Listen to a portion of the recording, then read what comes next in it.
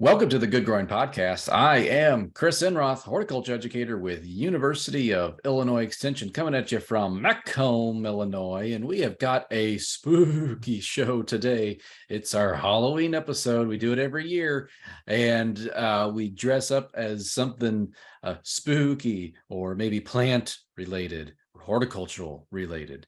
And you know, of course, I'm not going to do this by myself. I am joined, as always, by horticulture educator Ken Johnson in Jacksonville. Hey, Ken. Hello, Chris.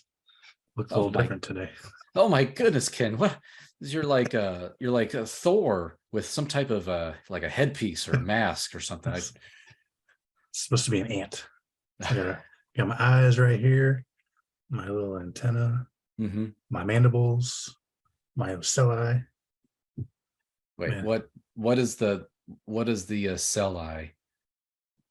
Those are your three simple eyes. So I don't think the purpose is exactly known, but I think it's kind of for orientation to light intensity. So you see with your compound eyes, and then your ocelli are for orientation.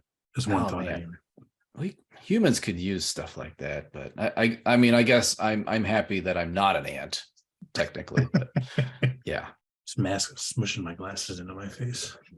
Well, that's why you should have, you could have gone with a costume like this. I mean, I'm dressed as my rubber tree. So that's me right here.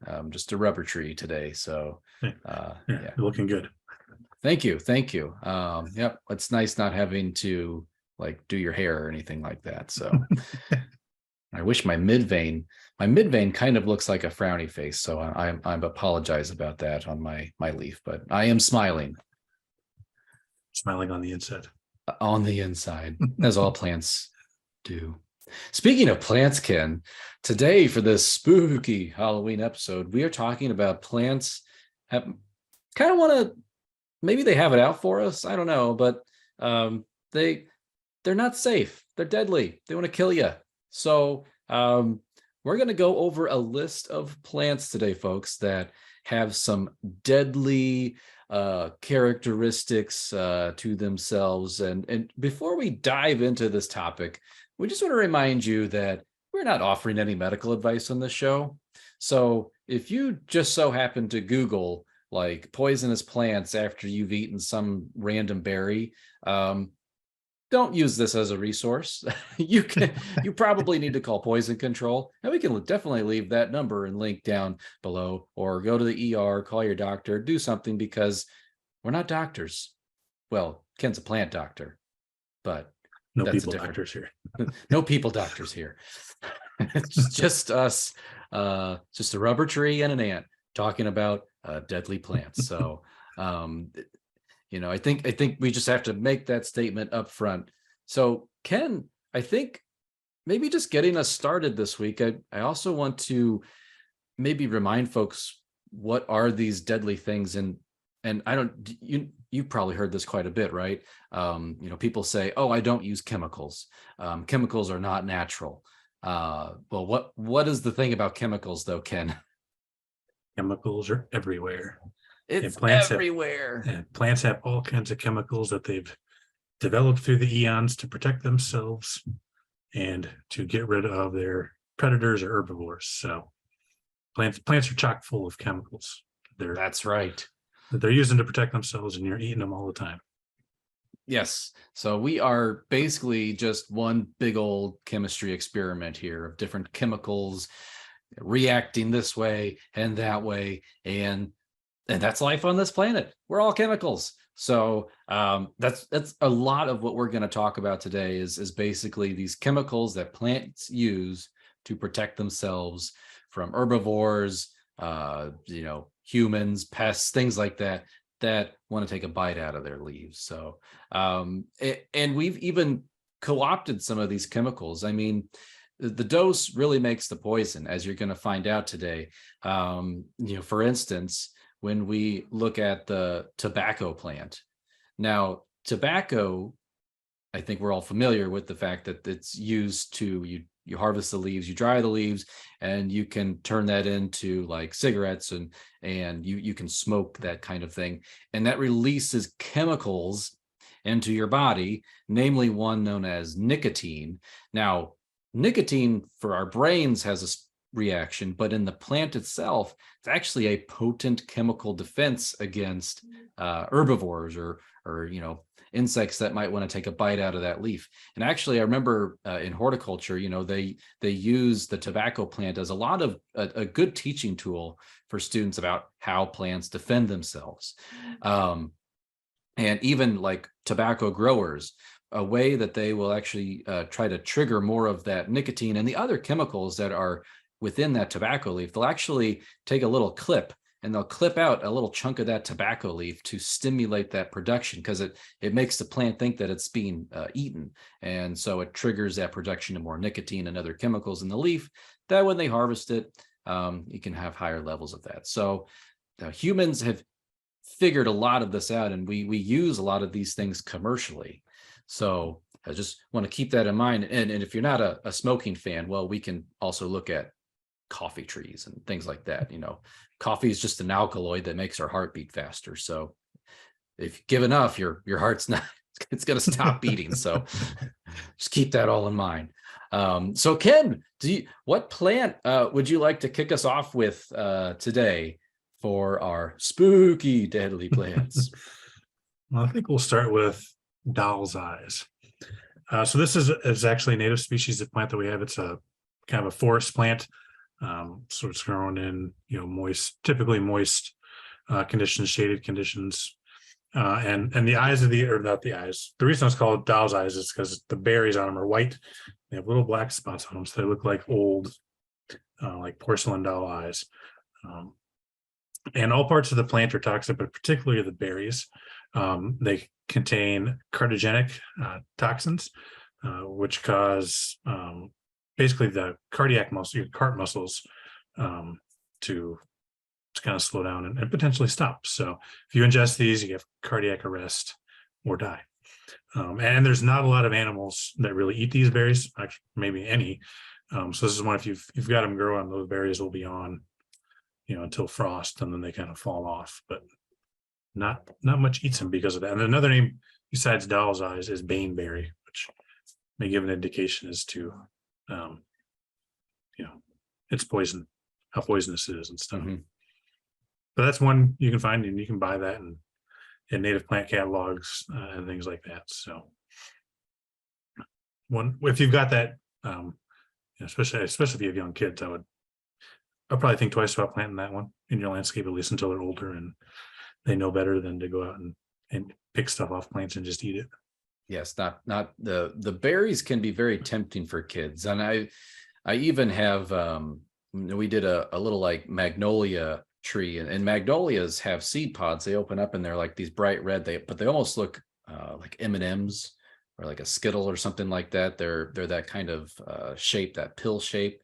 And the kids would comment, they'd be like, does it taste like M&Ms? And I'm like, no. Like, first of all, very often, and this is of course not always the case, but very often Mother Nature uses colors as warning signs, and red is a very obvious warning sign of don't touch me or don't eat me. And so it's a really good thing to teach kids. Now, this is of course this is just generalization. This is not true in every case, but it's a really good idea to teach. If you have kids, grandkids, deal with kids, don't just go sticking everything in your mouth that you find outside. And of course, the really little ones, they don't necessarily can learn that lesson. They do that anyway. They do it anyway. It's how they learn about the world. So, but just make sure that you don't have any doll's eyes around for them to chew on. And Ken, let me add one more. Now, this one is not necessarily like going to kill you, but this is one that I deal with quite a bit, especially this time of year, is daffodils. And it's also probably one of the first ones that I learned about. It's like, oh, this is a toxic plant that we put all over in our landscape. Well, it really is. And so daffodils, they contain a chemical called lycorine, or lycorine, corine. So you read these words all the time and you never say them out loud. So, but now Yeah, lichering. Now lichering is not necessarily going to kill you. I mean, if you go and eat a bag full of daffodils, maybe that'll be the case. But basically, what you're going to get is like nausea, vomiting, abdominal pain, diarrhea. So basically just intestinal discomfort. However, definitely learned, especially in school, when you are handling daffodils, the bulbs, because we plant them now in the fall, so we get the daffodil color in the spring, it's always a good idea to wear gloves, or at the very least, wash your hands really well after handling daffodil bulbs, because there's another protein chemical. It's this needle-like shape that if it gets in your eyes, it can cause like burning, irritation. It can cause temporary blindness. It can cause some significant damage to your eye, or any other like soft tissue. Maybe your hands might not feel it as much. It might feel a tingling, but say if you got it around your mouth, or other sensitive parts of your body. So just watch out for that. Daffodils, they can make you sick, and they can really hurt your eyes. So be careful when handling daffodils. Here's just another thing. So it is actually not uncommon for vegetable gardeners to get their onions, when they're digging, confused with their old daffodil bulbs in the ground. So definitely wouldn't put these in the vegetable garden or anywhere where you plant a harvestable root crop. So yeah, because it definitely does happen where people will confuse their daffodil bulbs for onions, and then they eat them, and then they get really sick. All right. So next one I have is nightshade, or deadly nightshade, also known as devil's cherries. So both those names should give you an indication as to what this can do to you. And also called belladonna. So some people may be familiar with that as well. So again, this is another one. All parts of the plant are going to be toxic. They contain tropine alkaloids. Atropine is one, which we'll talk about in a little bit, is actually beneficial in the right amount. But some of the symptoms of being exposed to this plant would be, if you ingest it, rapid heartbeat, dilated pupils, delirium, vomiting, hallucinations, and death due to respiratory failure. So with these, I think like a lot of other things, usually the berries, or the kind of that reproductive part, are a lot of times the most toxic. And as little as 2 berries can kill a child. 10 berries is often enough to kill an adult. So you don't need a whole lot of these to cause some serious damage. Handling the plants can cause some dermatitis, because those toxins can get into your skin as well. And if you look throughout history, this is one of the preferred plants of dispatching one's foes, especially in more ancient times, so to speak.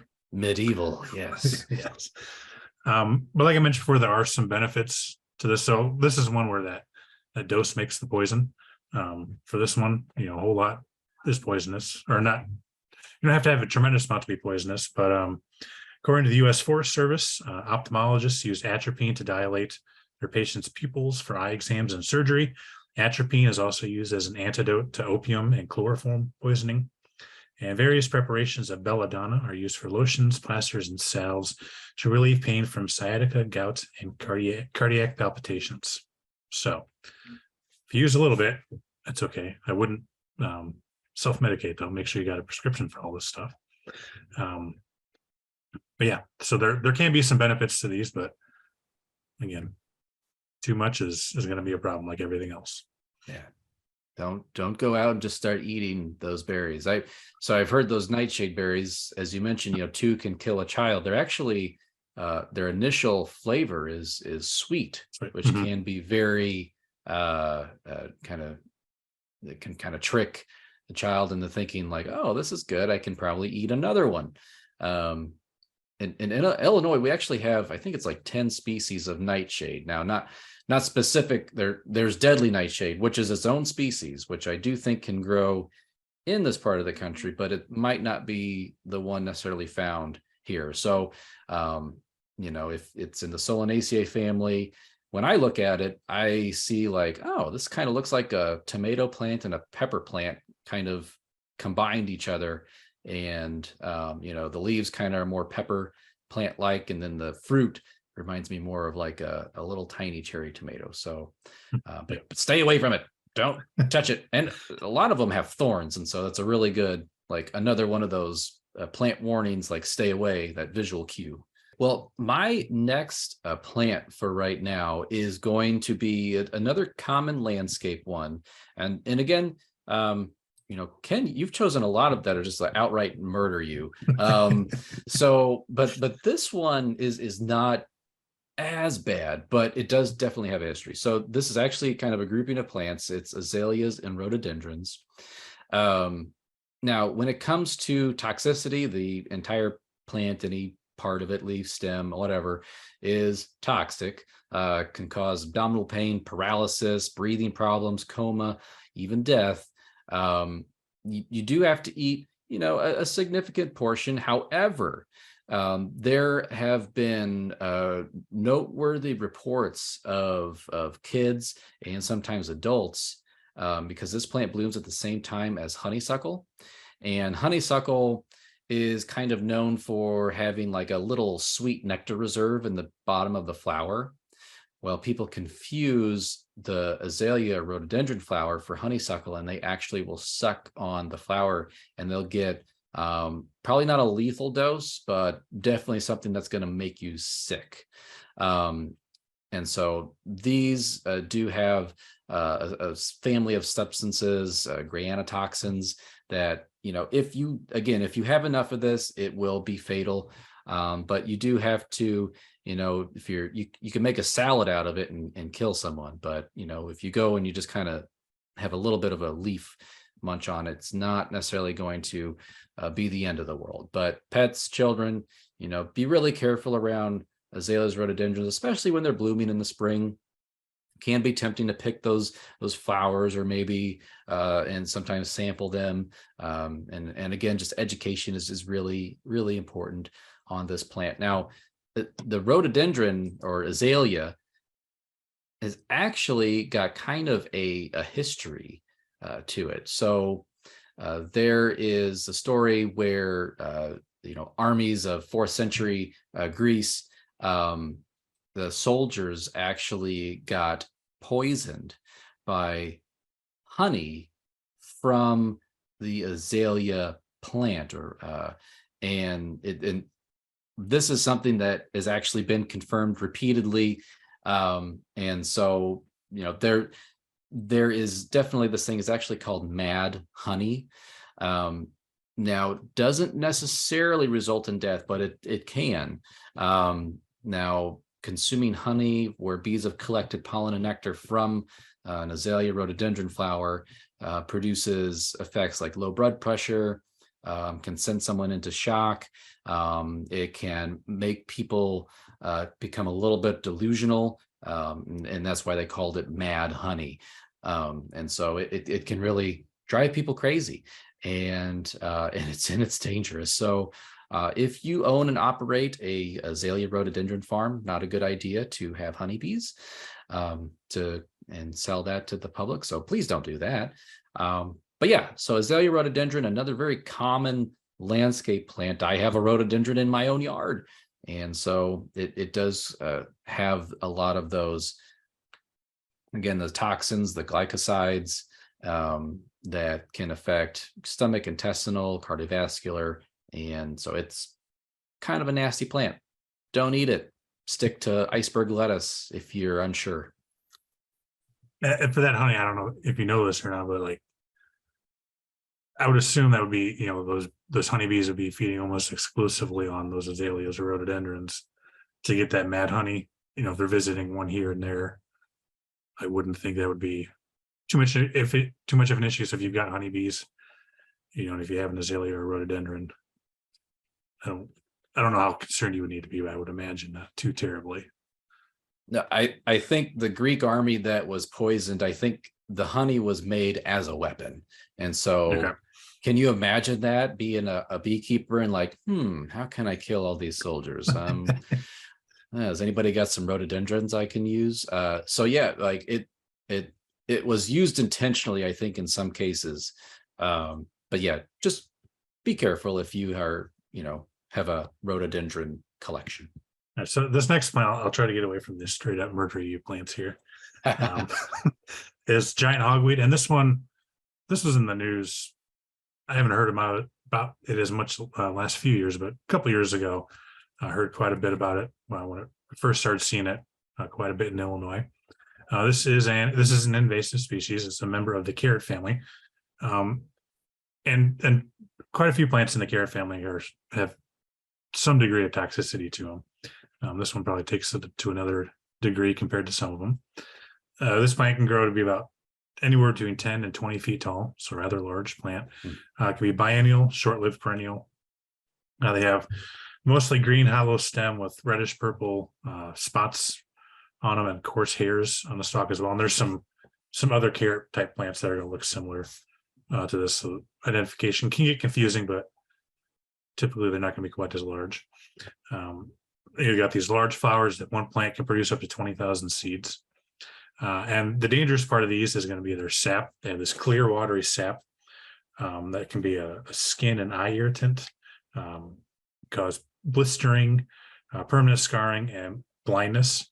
But then this happens when that sap is exposed to light. So you could brush up against a plant, get a little sap on you. Maybe it's cloudy or shady condition. All of a sudden, you're exposed to sunlight. That sap's going to react with that sunlight, and you'll get this blistering. If you've got enough on you, it can cause permanent scarring, get in your eyes, blindness, things like that. So this is, I think, was this some people with IDOT were doing some weed whacking, some highway department, yeah, and got into some plants and didn't realize it, and they'd have their shirts on and got it all over their bodies when they were whacking it. And that just kind of, if you've ever done a weed whacker, just kind of sprays stuff everywhere and got it all over themselves. And I can't imagine how painful that would have been, but it's just probably a trip to the hospital if you get all over your torso and stuff like that. So this is one, if you do notice it, you're going to be wanting to make sure you're wearing protective clothing. You don't want the stuff to get onto your skin, or probably maybe even have professional or something come out and deal with it instead of trying to do it yourself. So, and there's other plants that have this phytodermatitis when that sap is exposed to sunlight. This isn't the only one, but probably the one that gets the most attention. Yeah, it's the biggest one, as its name implies, the giant in the name hogweed. And I've heard that those blistering sores, they can last for what, days, weeks, sometimes months. But then even after it, that area of the skin heals, it can be sensitive to sun for years, possibly a lifetime. So yeah, we want to keep this one out of Illinois. And I think any occurrences that it has happened here in the state, we've managed to control it. But if there's ever a time where someone might encounter this, or they want it identified, or it's giant hogweed, you can call your local extension office, call the Illinois Department of Ag. We can make sure that patches of giant hogweed don't spread, because if it's like any other carrot, they really like the spread. Mm-hmm. Yeah, those 20,000 seeds of plant that can get pretty big pretty quick. Yes. Well, Ken, I feel like we're barely scratching the surface here, because there's so many plants that want to kill you. I mean, I know one that I learned when I was at Missouri Botanical Garden was the castor bean plant, or this was a plant that contains ricin, which is a potent toxin often used in national defense and spies, and CIA 007, I think, uses ricin and stuff like that. So, I mean, it's a very, very potent thing, but really pretty plant. And we put this in the landscape quite a bit as an annual, and it grows really tall, has big, beautiful leaves, big, brightly colored flower. And think of the seed pods are very interesting. Almost looks like, cocklebur in a way, but it's softer. But yeah, ricin is contained in that. And then, one more that comes to mind that, again, just scratching the surface here of plants that want to kill you. is poison hemlock. That's another relative of giant hogweed in the carrot family, and its most notable accomplishment among the many people it has been killed was also Socrates. It's what he chose to ingest as part of his execution. So and it grows all over. Poison hemlock is everywhere in Illinois. So yep, just keep that in mind. And pretty nasty. Ken, do you have any more murderous plants for us? I've got one more, and I can tell you what it is right away. So I'm gonna set the scene here. So this is from the British Medical Journal. So this is kind of a firsthand account that somebody had with this particular plant. We can put the link to this article in the show notes too. So I think this is from 2000, early 2000s, if not the year 2000. Last year, I went on holiday with a non-medical friend to the Caribbean island of Tobago. On the first morning, we found one of those idyllic deserted beaches, exactly as described in the brochure: white sand, swaying palms, turquoise sea. While searching for exotic shells and coral fragments, I saw some green fruits among the scattered coconuts and mangoes lying on the beach. They were round, the size of a tangerine, and had apparently fallen from a large tree. I rashly took a bite from the fruit and found it pleasantly sweet. My friend also partook at my suggestion. Moments later, we noticed a strange peppery feeling in our mouths, which gradually progressed to a burning, tearing sensation and tightness of the throat. The symptoms worsened over a couple of hours until we could barely swallow solid food because of the excruciating pain and the feeling of a huge obstructing pharyngeal lump. Sadly, the pain was exacerbated by most alcoholic beverages, although mildly appeased by pina coladas, but more so by milk alone. Over the next 8 hours, our oral symptoms slowly began to subside, but our cervical lymph nodes became very tender and easily palpable. Recounting our experience to the locals elicited frank horror and incredulity. Such was the fruit's poisonous reputation. So this is the Manchineel tree. So this is native to South Florida, Caribbean islands, as well as northern South America. So you can see here kind of a little bit of a nightmare plant. The Manchineel is derived from the Spanish word manzanilla, which means little apple. So then the Guinness World Book of World Records has classified this as the most dangerous tree in the world. So again, all parts of it are toxic, including the fruit, like we just heard about. So medical symptoms include contact dermatitis, blistering of the skin, conjunctivitis, and blindness for up to 3 days, and severe gastrointestinal symptoms if ingested. Burning the wood may injure the eyes, and even standing underneath the tree during the rain can cause blistering of the skin due to the sap. So I've saw pictures online of they actually have signs in front of trees in some places in South Florida telling people not to sit underneath the trees because if you get any of that sap on you, it's some bad news. And then when Spaniards were colonizing the U.S. and Florida specifically, Juan Ponce de Leon was struck by an arrow. That was the sap of this arrow. The sap of the Manchineel tree was put on that arrow and eventually died from that as well. So the conquistadors called it Manzanilla de Muerta, which is the little apple of death.